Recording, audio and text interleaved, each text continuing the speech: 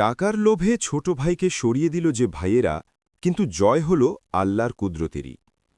রাতের অন্ধকারে যখন মানুষের বিবেক লোভের পর্দার আড়ালে লুকিয়ে পড়ে, তখন দুই ভাই মিলে তাদের তৃতীয় ভাইয়ের জীবনের ইতি টানার পরিকল্পনা করল ঠান্ডা মাথায়। তারা তাকে ক্ষুধার্ত নেকড়েদের সামনে ফেলে দিল, এই ভেবে যে পৈতৃক সম্পত্তির ভাগ এখন শুধুই তাদের হবে। কিন্তু তারা জানত না যে ভাগ্য বিশ্বাসঘাতকদের হাতে লেখা হয় না, আর তারা যেটাকে শেষ ভেবেছিল সেটাই ছিল এমন এক গল্পের শুরু যা তারা কখনো কল্পনাও করেনি। সবাইকে শুভকামনা ও ভালোবাসা। নো মোর চ্যানেলে আপনাদের স্বাগতম। বলা হয়ে থাকে, কোনো এক ছোট গ্রামে যেখানে ক্ষেতের মাঝখানে মাটির ঘরগুলো ছড়িয়ে ছিটিয়ে ছিল, সেখানে ৩ ভাই তাদের বৃদ্ধ বাবার সাথে বাস করত। তাদের বাড়িটি খুব একটা জাঁকজমকপূর্ণ ছিল না, বরং ফাটা দেয়াল আর কাঠ ও মাটির ছাদওয়ালা এক সাধারণ ঘর ছিল। কিন্তু রাতের শীত আর দিনের গরম থেকে তাদের রক্ষা করার জন্য তা যথেষ্ট ছিল। বাবা শেখ আব্দুর রহিম ছিলেন বয়সের ভারে নুবজ হলেও মনের দিক থেকে অত্যন্ত শক্তিশালী মানুষ। স্ত্রীর মৃত্যুর পর থেকে তিনি তার ছোট জমিতে হাড় ভাঙা পরিশ্রম করতেন। তার এই ৩ ছেলে ছাড়া আর কেউই ছিল না যারা তার একাকিত্বের সঙ্গী এবং বার্ধক্যের লাঠি হতে পারে। ৩ ভাই মাহমুদ, সেলিম এবং সাঈদ তখন যৌবনের শুরুতে। সূর্য ওঠার পর থেকেই তারা বাবার সাথে মাঠে কাজ করত। তারা নিজেদের হাতে মাটি ওল্টাত, বীজ বুনত এবং বহু কষ্টে পাওয়া সামান্য পানি দিয়ে জমিতে সেচ দিত। জমিটি তাদের প্রতি খুব একটা সদয় ছিল না, কিন্তু বেঁচে থাকার জন্য যতটুকু প্রয়োজন তা কোনো মতে মিটিয়ে দিত। একদিন যখন তারা জমির প্রান্তে প্রাচীন তুঁত গাছের ছায়ায় বিশ্রাম নিচ্ছিল, বাবা তার কপালে ঘাম মুছে ছেলেদের দিকে তাকালেন। তারপর তার গম্ভীর গলায় বললেন, ওহে আমার সন্তানেরা, জমি কেবল তাদেরই ফল দেয় যারা তার প্রতি অনুগত থাকে এবং পরিশ্রম করে। কিন্তু আমার ভয় হয় এমন দিন হয়তো আসবে যখন এই ছোট জমির টুকরোটি তোমাদের চাহিদা মেটাতে পারবে না। ছেলেরা একে অপরের দিকে তাকালো। তারা নিজেরাও একই দুশ্চিন্তা অনুভব করছিল, কিন্তু বাবার সামনে তা প্রকাশ করার সাহস পাচ্ছিল না। তারা জানত তাদের জীবন কঠিন এবং গ্রামে তাদের জন্য চাষাবাদ ছাড়া অন্য কোনো সুযোগ নেই। ছোটবেলা থেকেই মাহমুদ আর সেলিম ছিল একে অপরের ছায়ার মতো। তারা একসাথে হাসত, একই ঠাট্টার মজা পেত। রাতের বেলা একে অপরকে গল্প শোনানো থেকে শুরু করে ভবিষ্যৎ নিয়ে স্বপ্ন দেখা, সব কিছুতেই তারা একে অপরের সঙ্গী ছিল। অন্যদিকে সাঈদ সব সময় তাদের ছায়ায় থাকত, যেন সে তাদের জগতের সত্যিকারের কোনো অংশ নয়, বরং কেবল এক অদৃশ্য উপস্থিতি। সাঈদ দুর্বল বা ভীতু ছিল না, কিন্তু সে ছিল আলাদা। তার চোখে সবসময় এক সতর্ক দৃষ্টি থাকত, যেন সে এমন কিছু দেখছে যা অন্যরা দেখতে পায় না। সে সেলিমের মতো চট করে রেগে যেত না, আবার মাহমুদের মতো এত গম্ভীরও ছিল না। সে ছিল প্রয়োজনের চেয়েও বেশি চুপচাপ। এই নীরবতা তাকে সেই একাকিত্ব থেকে রক্ষা করত যা তার ভাইদের আচরণের কারণে তার উপর নেমে আসত। যখন তারা মাঠে কাজ করত, মাহমুদ আর সেলিম নিজেদের মধ্যে গল্প করত এবং এমন সব বিষয় নিয়ে হাসাহাসি করত যা তারা সাঈদের সাথে ভাগ করত না। আর যখন তারা তুঁত গাছের নিচে বিশ্রাম নিত, তখন তারা আরও জমি কেনা বা গ্রাম ছেড়ে শহরে গিয়ে ভালো জীবনের সন্ধানে যাওয়ার স্বপ্ন দেখত। সাঈদ শুধু তাদের পাশে চুপচাপ বসে থাকত। তাদের কথা শুনত, কিন্তু তাদের কথায় বাধা দেওয়ার সাহস পেত না। একদিন আগাছা পরিষ্কার করার সময় সাঈদ তার 2 ভাইকে নিচু স্বরে কথা বলতে শুনল। আমার মনে হয় এই জমি বেশিদিন আমাদের চলবে না, মাহমুদ বলল। আমি জানি, সেলিম উত্তর দিল। আমাদের ভাগের অংশ বাড়ানোর কোনো উপায় বের করতে হবে, অথবা চাষাবাদ ছাড়া অন্য কিছু ভাবতে হবে। কিন্তু সাঈদ, কোনো সিদ্ধান্তে কি তাকেও আমাদের সাথে রাখা উচিত? সাঈদ তো কোনো কিছুতেই তোয়াক্কা করে না। সাঈদ মুহূর্তের জন্য জমে গেল। সে জানত যে সে ভাইদের মতো একে অপরের অতটা ঘনিষ্ঠ নয়, কিন্তু সে কখনো ভাবেনি যে তাদের জীবনে সে কেবল এক বাড়তি বোঝা। তার গলার কাছে কান্না দলা পাকিয়ে এলো, কিন্তু সে কিছুই বলল না। চুপচাপ নিজের কাজে ফিরে গেল, যেমনটা সে সব সময় করে। দিন যত গড়াতে লাগল, 3 ভাইয়ের সম্পর্ক আরও খারাপ হতে শুরু করল। মাহমুদ আর সেলিম সবকিছুর জন্য একে অপরের ওপর নির্ভর করত, আর সাঈদ রয়ে গেল এক কোণায়, যার মতামতের কোনো মূল্য ছিল না। উল্টো যে কোনো খারাপ কিছুর জন্য তাকেই দোষারোপ করা হতো। কুঁয়োয় বালতি পড়ে গেলে দোষ সাঈদের, কৃষি যন্ত্রপাতি হারিয়ে গেলে সাঈদই অসাবধান, ফসলের ফলন খারাপ হলে সাঈদই দায়ী। সাঈদ খুব একটা প্রতিবাদ করত না, প্রতিবার অভিযোগের সময় সে তার কথাগুলো গিলে ফেলত এবং মাটির দিকে তাকিয়ে চুপচাপ সহ্য করত, যেন একমাত্র মাটিই তার একাকিত্ব বুঝতে পারত। বিষয়টি শুধু অভিযোগের মধ্যেই সীমাবদ্ধ থাকল না। মামুদ আর সেলিম তার কাছ থেকে আরও দূরে সরে যেতে লাগল। তারা একসাথে সময় কাটাত, ফিসফিস করে কথা বলত এবং এমনও সব পরিকল্পনা করত যেখানে সাঈদের কোনো জায়গা ছিল না। কিন্তু জীবন একভাবে চলে না। একদিন বাবা আব্দুর রহিম ভীষণ জ্বরে আক্রান্ত হলেন। প্রথমে ভাইয়েরা ভেবেছিল এটি সাধারণ অসুস্থতা, কিন্তু পরদিন তিনি আর বিছানা ছেড়ে উঠতে পারলেন না। এরপর তৃতীয় এবং চতুর্থ দিন গেল, আর প্রতিদিন তিনি আরও দুর্বল হতে লাগলেন। বাড়িটি বিষণ্ণ হয়ে উঠল। বাবাকে ওষুধ হিসেবে খাওয়ানো সেদ্ধ লতাপাতার গন্ধে ঘর ভরে গেল, কিন্তু কোনো কাজ হল না। সাঈদই বাবার সবচেয়ে বেশি সেবা যত্ন করত। সে তার পাশে বসে থাকত, ভেজা কাপড় দিয়ে কপাল মুছে দিত এবং নিশ্চিত করত যেন তিনি উষ্ণ পানি পান করেন। অন্যদিকে মামুদ আর সেলিম মনে করত একজন মরণান্য মানুষের পাশে বসে থাকার চেয়ে মাঠে কাজ করা বেশি জরুরি। দিন গড়িয়ে বাবার অবস্থা আরও খারাপ হল। তার গলার স্বর নিচু হয়ে গেল, চোখ দুটো ফ্যাকাশে হয়ে কোটরে ঢুকে গেল। শেষ রাতে অনেক দিন পর ৩ ভাই প্রথমবারের মতো বাবার চারপাশে একত্রিত হল। সবাই চুপ, ভীত এবং আসন্ন পরিণতির অপেক্ষায়। বাবা দুর্বল চোখে তাদের দিকে তাকালেন, কাঁপানো হাতটি তুলে যেন শেষবারের মতো তাদের সবাইকে ছোঁয়ার চেষ্টা করলেন। তারপর অস্পষ্ট স্বরে ফিসফিস করে বললেন, তোমরা একসাথে থেকো, জমি যেন তোমাদের আলাদা না করে। তারপর তিনি চিরতরে চোখ বুজলেন। ঘরে পিনপতন নিস্তব্ধতা নেমে এলো। জানালা দিয়ে আসা হালকা বাতাসের শব্দ ছাড়া আর কিছুই শোনা যাচ্ছিল না, যেন সেই বাতাসই তার আত্মাকে আকাশের দিকে নিয়ে যাচ্ছিল।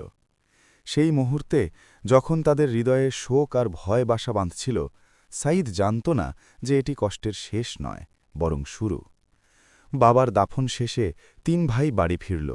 মাটির রাস্তায় ধীর পায়ে হাঁটার সময় সূর্যাস্ত আকাশকে রক্তলাল রঙে রাঙিয়ে দিয়েছিল, যেন তাদের জন্য অপেক্ষাতরা এক অন্ধকার ভাগ্যের ইঙ্গিত দিচ্ছিল। সঈদ তার স্বভাবমতো ভাইদের পেছনে হাঁটছিল। মাহমুদ আর সেলিম নিজেদের মধ্যে গোপন দৃষ্টি বিনিময় করছিল, যেন শব্দ ছাড়াই কথা বলছিল। বাড়ি ঢোকার সাথে সাথেই সঈদ তার পরিচিত কোণে গিয়ে চুপচাপ বসল, দৃষ্টি উঠোনের দিকে।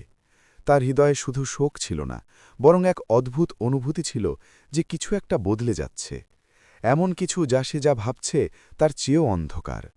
অন্যদিকে মাহমুদ আর সালিম সময় নষ্ট করল না। রাত নামতেই তারা ঘরের এক কোণে বসল। টিমটিমে প্রদীপের আলোয় তাদের মুখ খুব একটা স্পষ্ট দেখা যাচ্ছিল না, কিন্তু তাদের চোখে শয়তানি ঝিলিক দিচ্ছিল। তাদের আলোচনার বিষয় শোক বা স্মৃতি ছিল না, ছিল অন্য কিছু।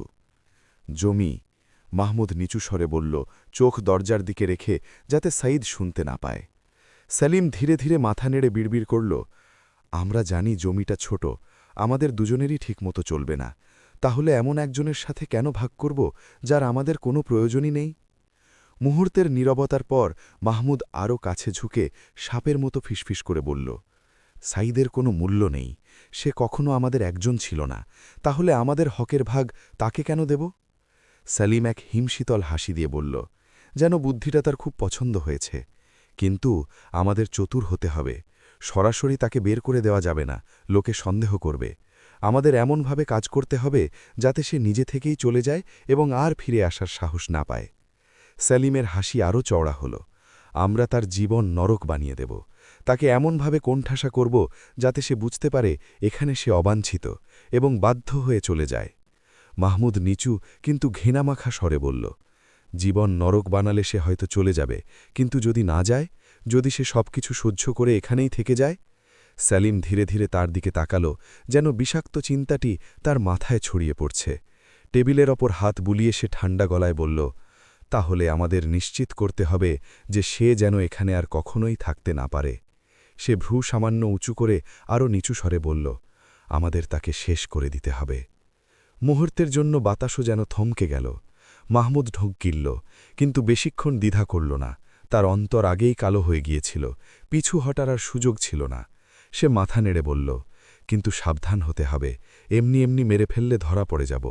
সেলিম একটু ভেবে টেবিলে টোকা দিয়ে বলল, কোনো হত্যা হবে না, হবে দুর্ঘটনা, এমন এক দুর্ঘটনা যার জন্য কেউ আমাদের সন্দেহ করবে না। মাহমুদ উৎসাহের সাথে ঝুঁকে জিজ্ঞেস করল, কি বলতে চাইছিস? সেলিম শয়তানি হাসি দিয়ে বলল, গ্রামের শেষ প্রান্তের সেই মরুভূমি। মাহমুদের আর ব্যাখ্যার প্রয়োজন হল না, সে বুঝে গেল গ্রামের শেষ প্রান্তের ওই মরুভূমি হিংস্র নেকড়েদের জন্য পরিচিত ছিল। সূর্যাস্তের পর কেউ সেখানে একা যেত না, আর কেউ ভুল করে গেলে খুব কমই ফিরে আসত। আমরা তাকে সেখানে পাঠাব, সেলিম বলল, কিন্তু সে একা যাবে না। আমরা তাকে ধোঁকা দিয়ে নিয়ে যাব, বলবো সেখানে পুরনো গুপ্তধন আছে যা শুধু আমরাই জানি। একবার গ্রামের বাইরে গভীর মরুভূমিতে নিয়ে গেলে তার আর বাঁচার কোনো পথ থাকবে না। মাহমুদ ভাইয়ের দিকে তাকাল, তার চোখে মুহূর্তের জন্য উদ্বেগের ছায়া দেখা গেল, তা দ্রুত মিলিয়ে গেল। দয়ার কোনো স্থান আর নেই। সাঈদ তাদের পথের কাঁটা, আর কাঁটা সরাতেই হবে। প্রদীপটি তুলে সে ভাইয়ের দিকে শেষ দৃষ্টি দিয়ে ধীর গলায় বলল, কালই আমরা কাজটা করব। বাইরে আকাশে কালো মেঘ জমছিল, যেন এক রক্তাক্ত রাতের প্রস্তুতি নিচ্ছিল প্রকৃতি। পরদিন সাঈদকে গুপ্তধনের গল্পে বিশ্বাস করিয়ে ৩ ভাই রাতের অন্ধকারে ঘর থেকে বের হল। চাঁদ সেদিন আকাশে ছিল না, যেন এই পাপ কাজ দেখার সাক্ষী হতে চাইছিল না। তারা চুপচাপ মাটির পথ ধরে হাঁটল। সাঈদ তাদের মাঝখানে হাঁটছিল, মনে উত্তেজনা আর কিছুটা ভয়। তার মন বলছিল কিছু একটা ঠিক নেই, কিন্তু গুপ্তধনের লোভ সে সামলাতে পারল না। যত তারা মরুভূমির গভীরে গেল, অন্ধকার তত বাড়ল। বালির টিলাগুলো যেন ঘুমন্ত দানবের মতো তাদের ঘিরে ধরল। বাতাসের শব্দ রাতের নিঃশ্বাসের মতো শোনাচ্ছিল। সাঈদ জানত এখানকার বিপদের চেয়েও বড় বিপদ তার পাশেই হাঁটছে। টিলার মাঝখানে এক নির্জন জায়গায় পৌঁছে মাহমুদ আর সেলিম হঠাৎ থামল। সাঈদ ঘুরে দাঁড়িয়ে জিজ্ঞেস করল, এটাই কি সেই জায়গা? গুপ্তধন কোথায়? কিন্তু তার কথা শেষ হবার আগেই মাহমুদ তাকে পেছন থেকে জাপটে ধরল, এবং সেলিম তার হাত দুটো শক্ত করে ধরল। সাঈদ মাটিতে পড়ে চিৎকার করে উঠল, তোমরা কি করছো? তারা তাকে কোনো সুযোগ দিল না। আগে থেকে প্রস্তুত রাখা মোটা দড়ি দিয়ে তার হাত পা বাঁধল এবং একটি শুকনো গাছের গুড়ির সাথে শক্ত করে বেঁধে ফেলল। সাঈদ বাঁধা দেওয়ার চেষ্টা করল, কিন্তু সে এতটাই হতভম্ব হয়ে গিয়েছিল যে শক্তি পাচ্ছিল না। একই ঘরে বড় হওয়া, একই খাবার খাওয়া ভাইয়েরা তার সাথে এমন করতে পারে? সে মাথা তুলে কান্নাজড়িত কণ্ঠে বলল, কেন কেন তোমরা আমার সাথে এমন করছো? মাহমুদ দয়ামায়াহীন চোখে তাকাল। সেলিম ঠান্ডা গলায় বলল, কারণ তোমাকে আমাদের আর দরকার নেই। জমি ছোট, আমাদের সবার হবে না। সাঈদের মনে হল কেউ যেন তার বুকে খঞ্জর বসিয়ে দিয়েছে। সে জমি হারানোর কষ্টে নয়, ভাইয়েদের নিজের রক্তের বিশ্বাসঘাতকতায় ভেঙে পড়ল। সে কাঁপানো গলায় বলল, কিন্তু আমরা তো ভাই, আল্লাহর দোহাই, তোমরা এমন করো না, আমাকে এখানে একা রেখে যেও না। কিন্তু মামুদ আর সেলিম ফিরেও তাকাল না। তারা একে অপরের দিকে শেষবার তাকিয়ে কোনো কথা না বলে ঘুরে হাঁটা দিল। সাঈদকে অন্ধকার মরুভূমিতে শুকনো গাছের সাথে বাঁধা অবস্থায় হিংস্র নেকড়ের মুখে একা ফেলে তারা চলে গেল। বাতাস তার চারপাশে হাহাকার করছিল, যেন তার ভাগ্য দেখে কাঁদছিল। ভাইদের ছায়া মিলিয়ে যেতে দেখে সাঈদ কান্নায় ভেঙে পড়ল, ভয়ে নয়, বরং চরম বিশ্বাসঘাতকতার যন্ত্রণায়। মামুদ আর সেলিম কোনো অনুশোচনা ছাড়াই বাড়ি ফিরল। পুরো পথ তারা কোনো কথা বলল না, কিন্তু তাদের মধ্যে ছিল এক নীরব চুক্তি, ভাইয়ের রক্ত দিয়ে লেখা চুক্তি। মামুদ শান্তভাবে দরজা খুলে ঘরে ঢুকল। বাড়িটি সম্পূর্ণ নিস্তব্ধ, যেন সাঈদের প্রস্থানের পর বিষাদ গ্রাস করেছে। সেলিম মাটিতে বসে পা ছড়িয়ে দিয়ে নিচু কিন্তু দৃঢ় গলায় বলল, সব শেষ।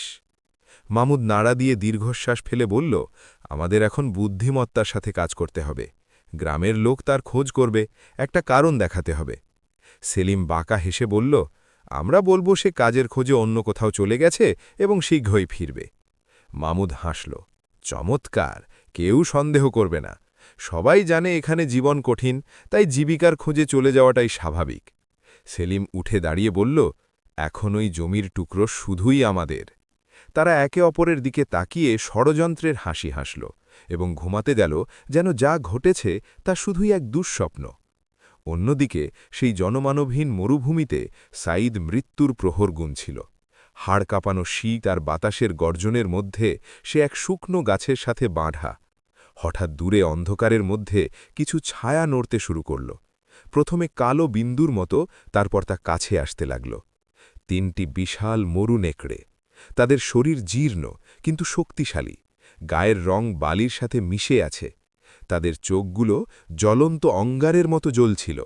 শিকারের গন্ধ পেয়ে তারা ধীরে ধীরে সাঈদের দিকে এগোতে লাগল।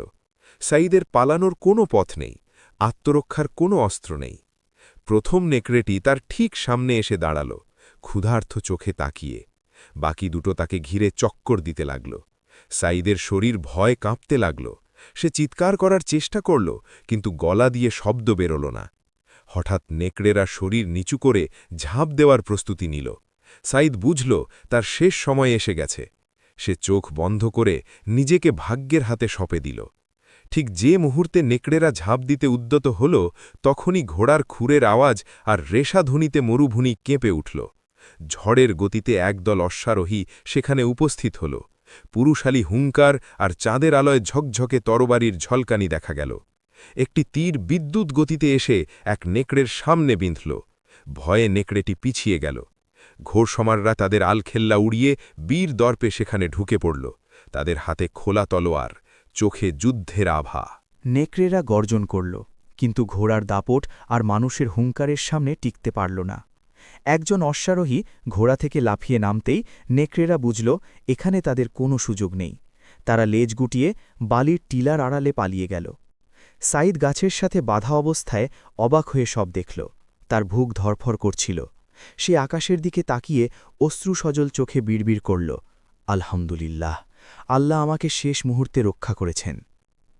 অশ্বারোহীদের দলনেতা এগিয়ে এলেন। কালো ছোট দাড়ি আর বলিষ্ঠ চেহারার এই মানুষটির মধ্যে ছিল নেতৃত্বের ছাপ। তিনি খঞ্জর বের করে সাঈদের বাঁধন কেটে দিলেন। হাত পা মুক্ত হতেই সাঈদ অনুভব করল সে কতটা ক্লান্ত। সে বালিতে বসে পড়ল, তার শরীর তখনও কাঁপছে, ভয়ে এবং ভাইয়ের দেওয়া আঘাতের যন্ত্রণায়। দলনেতা শান্ত কিন্তু গম্ভীর স্বরে জিজ্ঞেস করলেন, হে যুবক, তোমাকে এখানে কে আনল, আর কে তোমাকে এভাবে বেঁধে রেখে গেল? সাঈদের গলার কাছে কষ্ট দলা পাকিয়ে এলো। সে দীর্ঘশ্বাস ফেলে তার করুণ কাহিনী বলতে শুরু করল। সাঈদের গল্প শুনে সবাই চুপ হয়ে গেল। অশ্বারোহীদের মুখে ঘৃণার ছাপ ফুটে উঠল। দলনেতা রাগান্বিত স্বরে বললেন, কি দুর্ভাগ্য! আপন মানুষ হয়েও সামান্য মাটির লোভে এমন বিশ্বাসঘাতকতা! তাদের অন্তর নিশ্চয়ই লোভে কালো হয়ে গেছে। সাঈদ চোখ মুছে নেতাকে জিজ্ঞেস করল, কিন্তু আপনারা এই গভীর রাতে এখানে কি করছেন? আপনারা না এলে তো আজ আমি নেকড়ের পেটে যেতাম। নেতা সঙ্গীদের দিকে তাকিয়ে চিন্তিত স্বরে বললেন, আমরা এখানে এমনি আসিনি। আমরা এক নিখোঁজ তরুণীর সন্ধানে বেরিয়েছি। সে কিছুদিন আগে হারিয়ে গেছে। আমরা তার খোঁজে দিন-রাত এক করছি। আজ রাতে এই মরুভূমি পার হওয়ার সময় তোমাকে নেকড়েদের মাঝে দেখতে পেলাম। সেই রাতে অশ্বারোহীরা মরুভূমিতেই তাঁবু ফেলল। আগুনের তাপে শরীর গরম হলেও সাঈদের মনে শান্তি ছিল না। সে ভাইয়ের কথা আর নিজের অনিশ্চিত ভবিষ্যতের কথা ভাবছিল। কিন্তু এই অন্ধকারের মাঝেও সে বহুদিন পর আশার আলো দেখতে পেল। সে নিশ্চিত মৃত্যু থেকে বেঁচে ফিরেছে। হয়তো এটিই তার নতুন জীবনের শুরু। ভোর হতেই সবাই যাত্রার প্রস্তুতি নিল। সাঈদ সিদ্ধান্ত নিল সে আর গ্রামে ফিরবে না। তার কাছে তার পরিবার মারা গেছে। সেখানে শুধু ব্যথা আর বিশ্বাসঘাতকতা ছাড়া আর কিছু নেই। তাই দলনেতা যখন তাকে সাথে নেওয়ার প্রস্তাব দিলেন, সে রাজি হয়ে গেল। সাঈদ এক অশ্বারোহীর ঘোড়ায় চড়ে তাদের সাথে চলল। তারা পৌঁছাল মরুভূমির মাঝখানে এক সমৃদ্ধ জনপদ বা গোত্রে। বিশাল মরুদ্যান, খেজুর গাছ আর মিষ্টি পানির এই জায়গাটি ছিল ছবির মতো সুন্দর। ঘোড়া থেকে নেমে সাঈদ কৃতজ্ঞতা ভরে নেতাকে বলল, আমি আপনাদের ঋণ কোনোদিন শোধ করতে পারব না। আপনারা আমাকে নতুন জীবন দিয়েছেন। নেতা হেসে তার কাঁধে হাত রেখে বললেন, জীবন আমাদের সব সময় নতুন সুযোগ দেয়। নিজের ভবিষ্যৎ নিজে গড়ে তোলো সাঈদ, অতীতকে আঁকড়ে থেকো না। তারপর তিনি বিদায় নিয়ে চলে গেলেন। সাঈদ এক নতুন জীবনের দরজায় দাঁড়িয়ে রইল। সে গোত্রপ্রধান বা শেইখের তাঁবুর দিকে গেল। শেইখ ছিলেন সাদা দাড়িওয়ালা জ্ঞানী ও বয়স্ক এক ব্যক্তি। সাঈদ তার সামনে দাঁড়িয়ে বিনীতভাবে বলল, জনাব, আমি আশ্রয় ও কাজ খুঁজছি। আমার কেউ নেই, কিন্তু আমার দুটি হাত আছে যা কাজ জানে। আমি শুধু সম্মানের সাথে জীবিকা নির্বাহের সুযোগ চাই। শেইখ তাকে গভীরভাবে দেখলেন, যেন তার মনের ভেতরটা পড়ছেন। তিনি শান্ত স্বরে জিজ্ঞেস করলেন, তুমি এখানে কি করে এলে? সাঈদ কিছুই গোপন করল না। ভাইদের বিশ্বাসঘাতকতা থেকে শুরু করে এখানে পৌঁছনো পর্যন্ত সব খুলে বলল। শেইখ মনোযোগ দিয়ে শুনলেন, তারপর বললেন, দুনিয়া তোমার প্রতি নিষ্ঠুর হয়েছে, কিন্তু তুমি সততা হারাওনি। এটাই আমাকে মুগ্ধ করেছে। তিনি জিজ্ঞেস করলেন, তুমি কি কাজ জানো? সাইদ আত্মবিশ্বাসের সাথে বলল, আমি চাষাবাদ জানি, বাবার সাথে অনেক কাজ করেছি, গবাদি পশুও চড়াতে পারি। শেইখ হেসে তাকে বসতে বললেন, তাহলে আমাদের মাঝে তোমার জায়গা আছে। তুমি খেজুর বাগানে কাজ করবে এবং কাছেই একটি কুঁড়ে ঘরে থাকবে। মনে রেখো, আমরা এখানে এক পরিবারের মতো। সাইদ এক অদ্ভুত প্রশান্তি অনুভব করল। সে বলল, আমি আপনার বিশ্বাসের মর্যাদা রাখব ইনশাআল্লাহ। সাইদ তার নতুন জীবন শুরু করল। সে সূর্যোদয়ের সাথে সাথে কাজে লাগত, খেজুর বাগানে পানি দিত, পশুপালন করত। তার ব্যবহারে সবাই মুগ্ধ হল এবং সে দ্রুত সবার আপন হয়ে উঠল। একদিন কুঁয়ো থেকে পানি আনার সময় সে এক অপরূপা তরুণীকে দেখল। আকাশের রঙের রেশমি পোশাক পরা, হালকা হিজাবে ঢাকা সেই তরুণীর চোখ ছিল সাগরের মতো গভীর। তাকে দেখে সাইদের মনে হল সময় যেন থমকে গেছে। তার হৃৎস্পন্দন বেড়ে গেল। মেয়েটি চোখের আড়ালে যাওয়া পর্যন্ত সে তাকিয়ে রইল। সেদিন রাতে সাইদ ঘুমাতে পারল না। মেয়েটির ছবি তার মনে গেঁথে রইল। সে সিদ্ধান্ত নিল তাকে আবার দেখতেই হবে। পরদিন ভোরে সে কুঁয়োর কাছে গিয়ে অপেক্ষা করতে লাগল। প্রথম দিন দেখা পেল না, দ্বিতীয় দিনও না। সাইদ যখন হতাশ হয়ে ফিরে যাচ্ছিল, তখনই দেখল মেয়েটি ধীর পায়ে কুঁয়োর দিকে আসছে। সাইদের বুক ধরধর করতে লাগল। মেয়েটি তার দৃষ্টি টের পেয়ে লজ্জায় লাল হয়ে গেল এবং মৃদু হেসে দ্রুত চলে গেল। সাইদ নিজেকে সামলাতে না পেরে জিজ্ঞেস করল, আপনি কে? কিন্তু মেয়েটি উত্তর না দিয়ে চলে গেল। সাইদের ঘুম হারাম হয়ে গেল। সে ঠিক করল এভাবে বসে না থেকে শেইখের কাছে গিয়ে মেয়েটির বাবার নাম জানবে এবং বিয়ের প্রস্তাব দেবে। পরদিন সকালে সে শেইখের বাড়িতে গেল। শেইখ তাকে কফি খাওয়ার আমন্ত্রণ জানালেন এবং আসার কারণ জিজ্ঞেস করলেন। সাইদ সাহসে ভর করে বলল, কোনো সমস্যা নেই, কিন্তু আমি কুঁয়োর পাড়ে এক তরুণীকে দেখেছি। আমি তাকে বিয়ে করতে চাই। আমি তার বাবার পরিচয় জানতে এসেছি। শেইখ রহস্যময় হাসি দিয়ে বললেন, চলো, আমরা কুয়ার পাড়ে গিয়ে দেখি সে কে। কুয়ার পাড়ে অপেক্ষা করার পর মেয়েটি এলো। সাইদ উত্তেজিত হয়ে শেইখকে দেখাল, ওই সেই মেয়ে। শেইখ মাথা নেড়ে বললেন, যেমনটা ভেবেছিলাম। তারপর সাইদকে তার তাঁবুতে নিয়ে গেলেন। শেইখ বললেন, ওহে সাইদ, ওই মেয়েটি এতিম, তার কেউ নেই। আমি তাকে মেয়ের মতো পালন করেছি। সাইদ আবেগ আপ্লুত হয়ে বলল, আমিও এতিম, আমি ওর কষ্ট বুঝি। আমাকে অনুমতি দিন, আমি তাকে সুখে রাখব। শেইখ মেয়েটিকে ডেকে পাঠালেন। সে লাজুকভাবে প্রবেশ করল। শেইখ বললেন, মা, এই সৎ যুবক তোমাকে বিয়ে করতে চায়। সেও তোমার মতো এতিম। তোমার কি মত? মেয়েটি লজ্জায় লাল হয়ে মাথা নেড়ে সম্মতি জানাল। তাদের বিয়ে হয়ে গেল।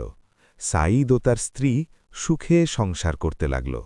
কিন্তু কিছুদিন পর সাইদ তার স্ত্রীর আচরণে পরিবর্তন লক্ষ্য করল। সে খুব চিন্তিত থাকত, আনমনা হয়ে থাকত। জিজ্ঞেস করলে কিছু বলত না। সাইদের সন্দেহ বাড়তে লাগল। একদিন সে দেখল তার স্ত্রী গোত্রের সীমান্তে এক অপরিচিত পুরুষের সাথে কথা বলছে, তারপর ভয়ে ভয়ে ফিরে আসছে। সাইদের মনে হল সে আবার বিশ্বাসঘাতকতার শিকার হয়েছে, এবার ভাই নয়, স্ত্রীর দ্বারা। সে স্ত্রীর সাথে খারাপ ব্যবহার শুরু করল, কথা বলা বন্ধ করে দিল। স্ত্রী কারণ জিজ্ঞেস করলেও সে চুপ করে রইল। সন্দেহের আগুন তাকে কুড়ে কুড়ে খাচ্ছিল। অবশেষে সহ্য করতে না পেরে সাইদ শেখের কাছে গিয়ে বলল, আমি আমার স্ত্রীকে তালাক দিতে চাই। শেখ অবাক হয়ে কারণ জানতে চাইলেন। সাইদ সেই অপরিচিত লোকের সাথে স্ত্রীর গোপন সাক্ষাতের কথা খুলে বলল। শেখ কিছুক্ষণ চুপ থেকে বললেন, শুধু সন্দেহের বশে বিচার করো না, চলো আমরা তার কাছে গিয়ে সত্যটা জানি। সাইদ শেখের সাথে রাগে গজগজ বতে করতে তাঁবুতে গেল। পর্দা সরিয়ে দেখল তার স্ত্রী বসে আছে এবং সেই অপরিচিত লোকটি ভেতরেই দাঁড়িয়ে আছে। সাইদ চিৎকার করে উঠল, তোমার এত বড় সাহস, পরপুরুষকে ঘলে এনেছ? শেখ ধমক দিয়ে স্ত্রীকে বললেন, সত্যি করে বলো, কি হচ্ছে এখানে? স্ত্রী কান্নায় ভেঙে পড়ল। তখন সেই লোকটি ঘুরে দাঁড়াল। সাইদ চমকে উঠল। এই লোকটিকে সে চেনে। এ তো সেই অশ্বারোহী দলের নেতা, যে তাকে নেকড়ের মুখ থেকে বাঁচিয়েছিল। সাইদ বিশ্বাস করতে পারছিল না। যে তাকে জীবন দিল, সেই তার সাথে এমন করল। লোকটি গম্ভীর স্বরে বলল, থামো সাইদ, না জেনে কথা বলো না। এই মেয়েটি কোনো সাধারণ নারী নয়, ও আমার বোন। আমরা এক রাজার সন্তান, ও সেই রাজকুমারী যাকে আমি খুঁজছিলাম। তাঁবুর ভেতর পিনপতন নীরবতা। সাইদ হতভম্ব হয়ে তাকিয়ে রইল। রাজপুত্র মানে দলনেতা বলতে লাগলেন, বাবার মৃত্যুর পর আমি বোনকে জোর করে বিয়ে দিতে চেয়েছিলাম। সে ভয়ে পালিয়েছিল। আমি আমার ভুলের জন্য লজ্জিত। আমি তাকে খুঁজতে বেরিয়েছিলাম এবং অবশেষে তাকে এখানে পাই। আমি ক্ষমা চেয়েছি এবং তাকে ফিরে যেতে বলেছি, কিন্তু সে বলেছে সে তোমাকে ভালোবাসে এবং তোমাকে ছেড়ে যাবে না। সাইদের মাথা লজ্জায় নিচু হয়ে গেল।